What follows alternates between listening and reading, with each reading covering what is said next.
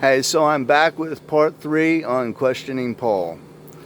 I've got a couple of pages of notes today, and I'm just going to read from it. It'll make it easier. I'm really just trying to get this information out there. I'm not as concerned about the quality of the video, so please just listen along.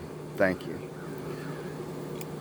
Over the course of my life, I couldn't begin to say how many times I've been listening to a sermon or a Bible fellowship teacher when they begin to talk about the faults of the disciples who actually walked with Jesus between the time of his baptism and ascension.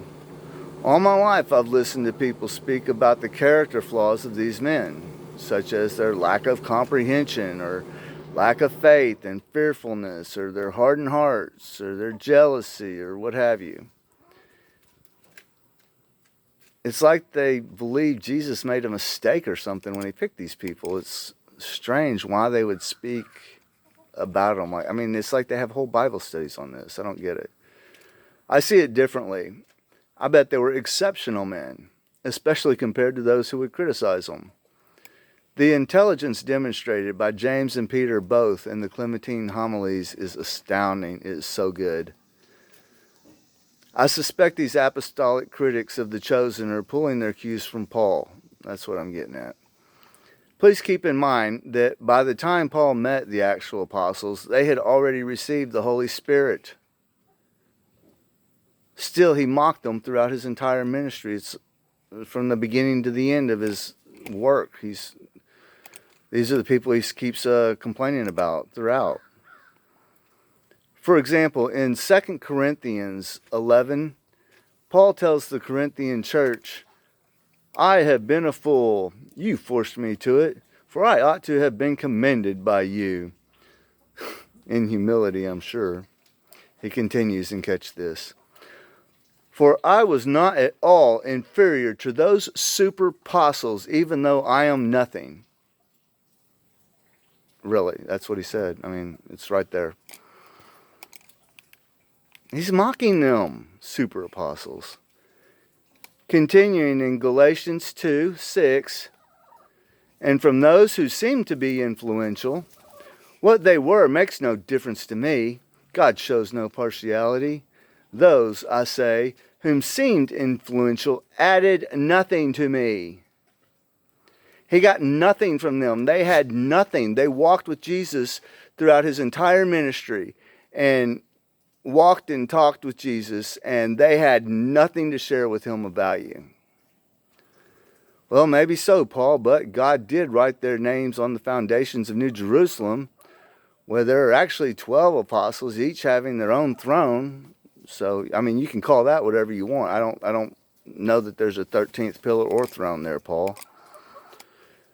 A few verses later in Galatians 2:11 through 14, we have Paul dressing down Peter, a Holy Spirit-filled actual apostle, the rock who holds the keys to the kingdom of heaven, to his face, calling him a hypocrite and a coward while accusing him of leading Barnabas astray.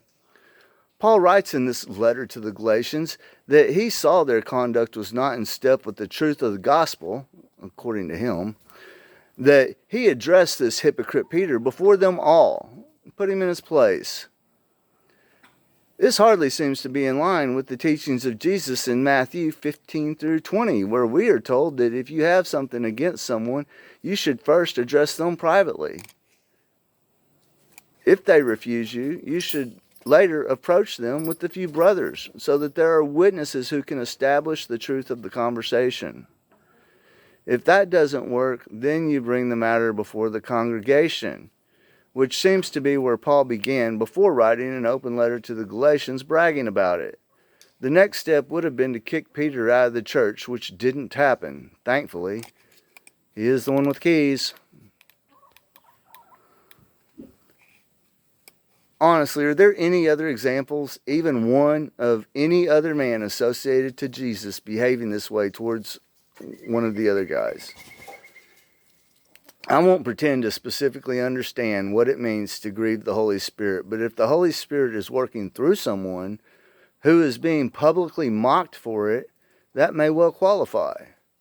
Jesus covers this matter in Matthew 12:31 and 32. It reads, "Therefore I tell you, every sin and blasphemy will be forgiven of people, but the blasphemy against the Spirit will not be forgiven.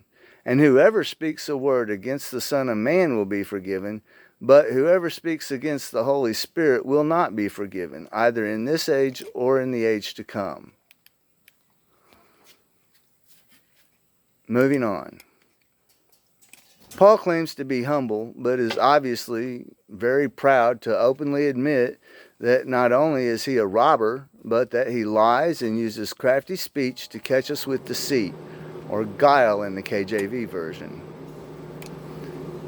In 2 Corinthians 11:8, he confesses to robbing other churches by taking wages from them, in direct contradiction with Jesus in Matthew 10:8 and 9, when Jesus said, "Heal the sick, raise the dead, cleanse the lepers, cast out demons.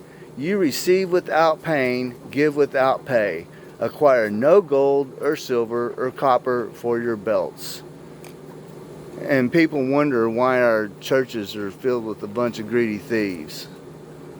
Well, in 1 Timothy 5:17 and 18, Paul said to let the elders who rule well be considered worthy of double honor, especially those who labor with preaching and teaching, fortunately for him.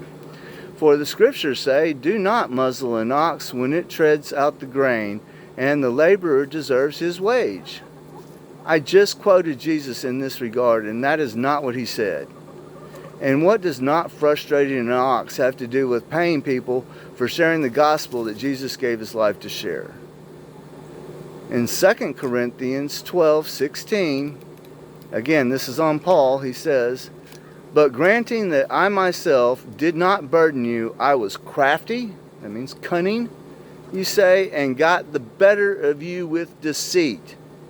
He is not hiding this. I feel like he's required to tell us who he is. And finally, I'd like to conclude this video with the ever-popular Romans 3:7, where Paul asks, "But if through my lie God's truth abounds to his glory, why am I still condemned as a sinner?" I'm not even kidding. He actually said this. I encourage you to go read it for yourself. That's Romans 3:7. Obviously, my reply would have been that God does not need us to lie on his behalf. And with regard to why anyone would claim him a sinner, I'll point to Exodus 20:16. That's the 9th commandment that says, "Do not bear false witness." Paul. That's it for today. Thanks for listening. I'll see you soon.